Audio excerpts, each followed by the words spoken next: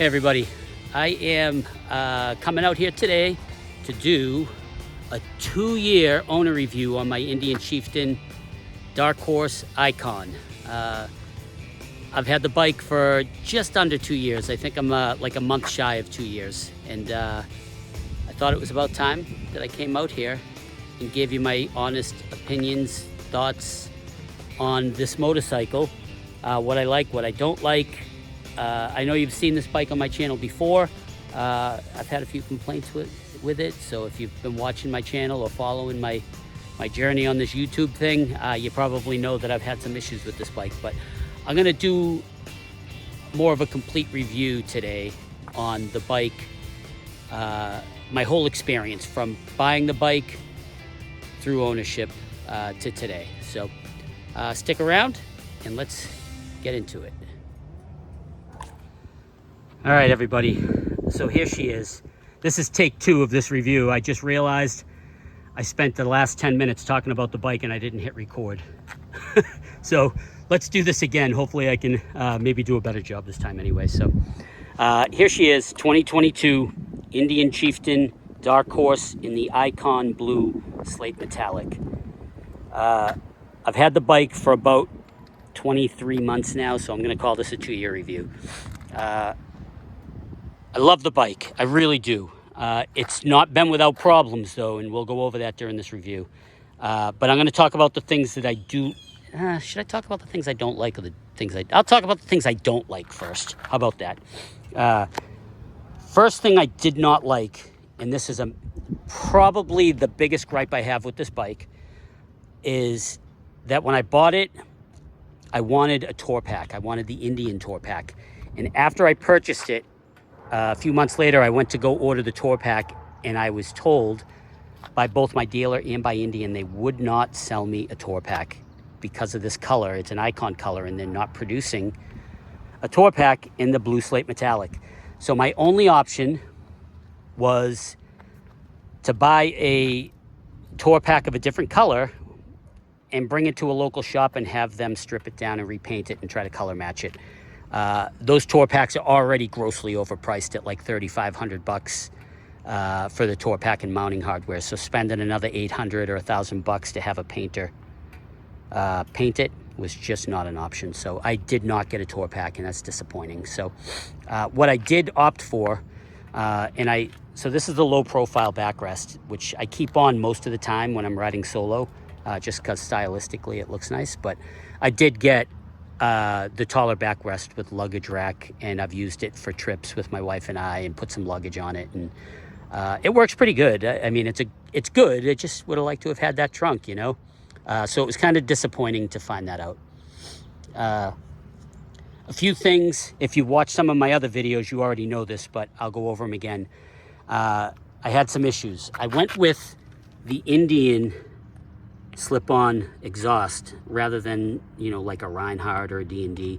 And the primary reason is I did not want to go super loud with this bike like I have in the past with some other bikes. And I find that this Slipon Exhaust is a good balance between hearing your bike and not being obnoxious.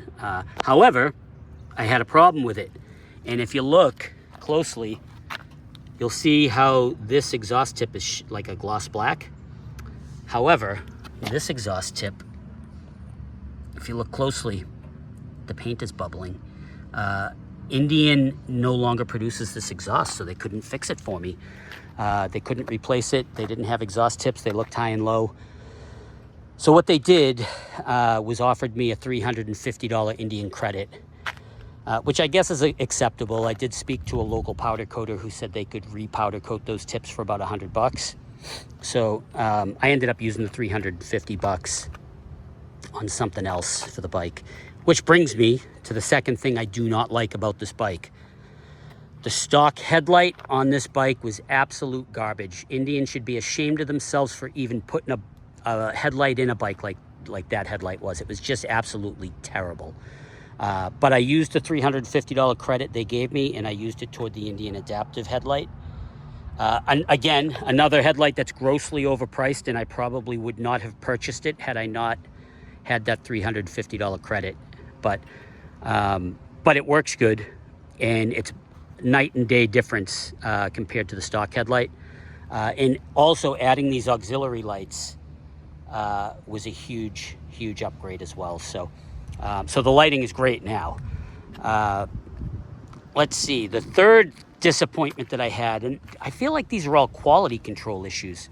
I'm going to drop some pictures in. I'll drop a picture in now of the tailpipe issue, and I'm also going to drop a picture in right now of some paint issues I had.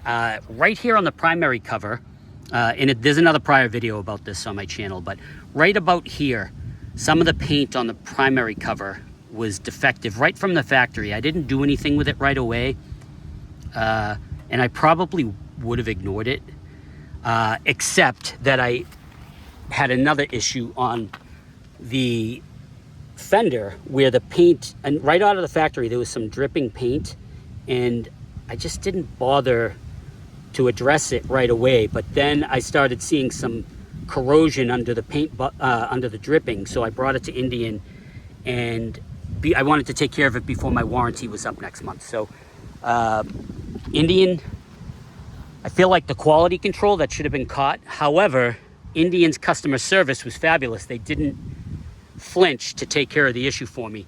I brought it to my dealer. He sent Indian some pictures, and a month later I had a brand new fender and I had a brand new primary cover installed at no charge to me. So I wish they would have given me a new trunk painted at the same time, but you know, beggars can't be choosers, I guess. So those are some issues that I have with the bike. I feel like they're more quality control issues and not mechanical issues. But the seat, let's go to the seat. That's another thing I dislike about the bike. The stock seat was just horrible, absolutely horrible. And after my first 200-mile ride on this bike, it was evident that I had to replace it immediately. It was the first thing I did. I ended up going with a Mustang wide tripper. I find the rider seat very comfortable. It pushes me back about 2 inches, which I like. My wife isn't 100% happy with the passenger seat.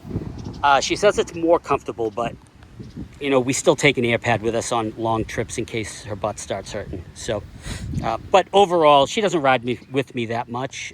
We take maybe a few rides a year together and maybe a trip or two a year, but most of the time I'm solo. So, so the seat is pretty good for me. The storage, actually, let's move up here first. The handlebars, they're almost perfect for me, but I could use maybe 1.5 inches to 2 inches of rise and the same pullback, maybe 1.5 inches to 2 inches pullback. But other than that, they're not horribly uncomfortable, so I'm not in a rush to change them until I find just the right bar. I may go with a riser even instead, but there are some things that I've read on the forums about people complaining that the latch on this door breaks. I don't use it for that specific reason. I just keep my registration and my Easy Pass in there, and that's it. I only open it when I have to. The controls are very well thought out.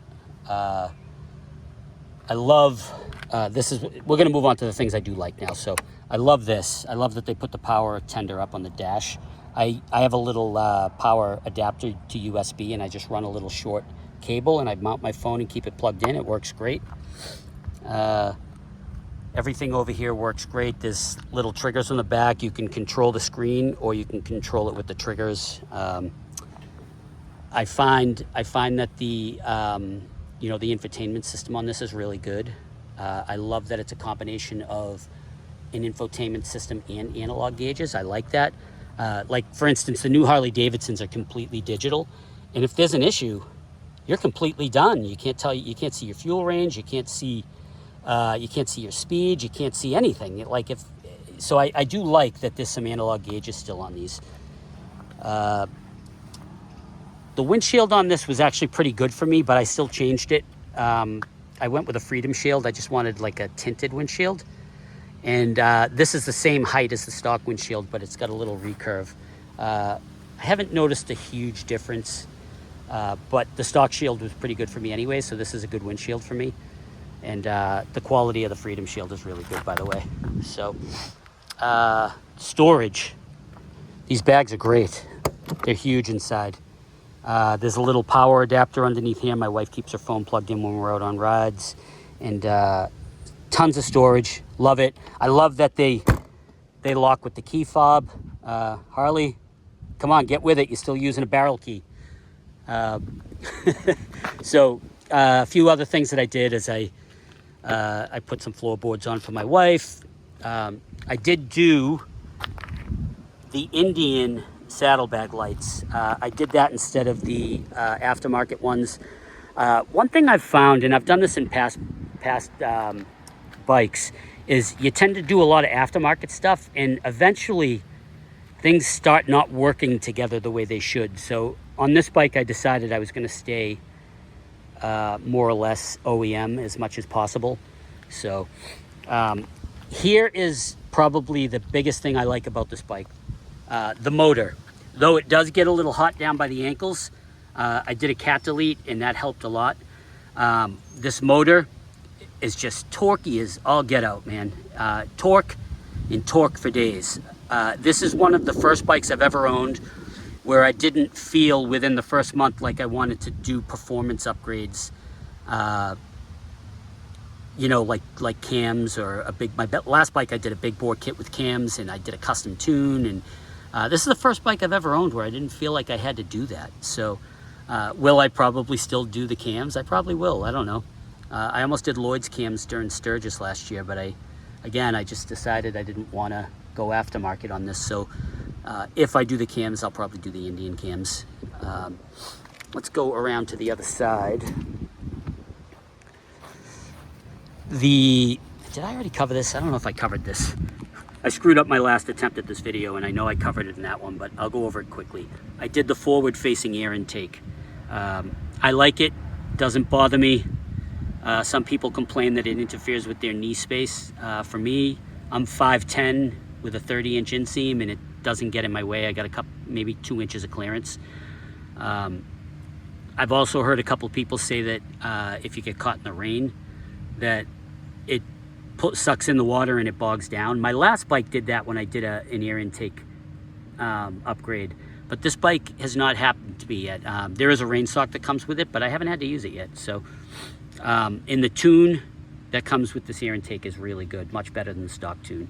So, what else can I tell you? I don't know, man. I think that's pretty much it. I mean, I've had a lot of fun on this bike. My wife and I just came back from Sturgis, from Laconia. We did 4 days up in Laconia. The bike ran flawlessly. We did tons of riding while we were up there. Last year we went out to Sturgis. We live in Boston, so long ride.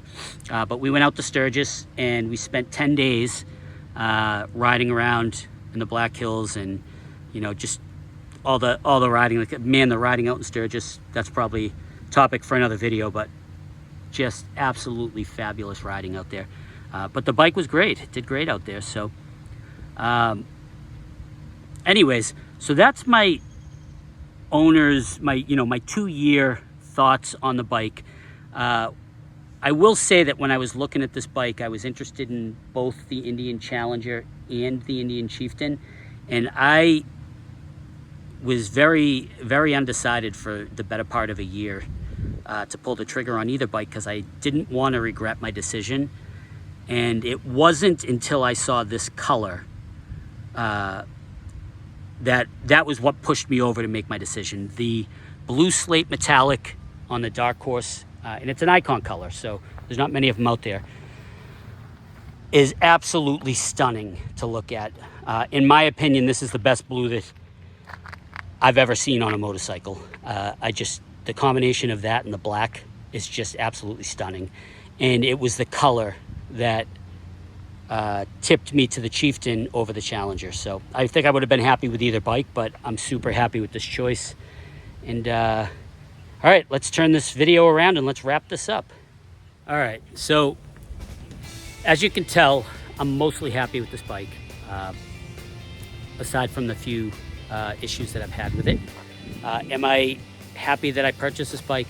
Yeah, 100%, man. I've never really been a Harley Davidson guy. I've had a couple many years ago. I've test ridden some of the newer Harleys, they just never felt right to me. They never felt ergonomically right to me. People love them. You know, most of my friends ride Harleys.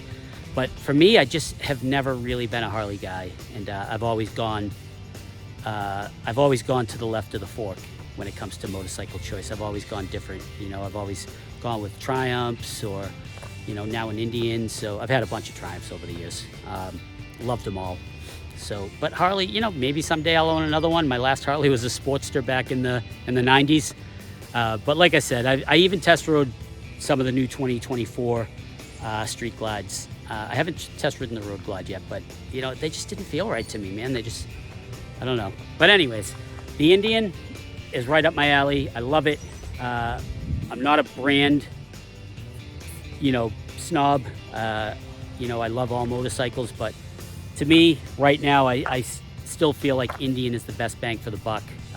You get tons of features, and you get a good machine with the Indian, barring some of those quality control issues I had. That Indian corrected with no issues. So I hope this review is helpful for anybody that's looking at an Indian motorcycle. A little long-winded probably, but drop me a comment. Let me know what you think. Do you ride an Indian? Do you ride a Harley? Do you have a Chieftain, Challenger? What do you like about them? What do you not like about them?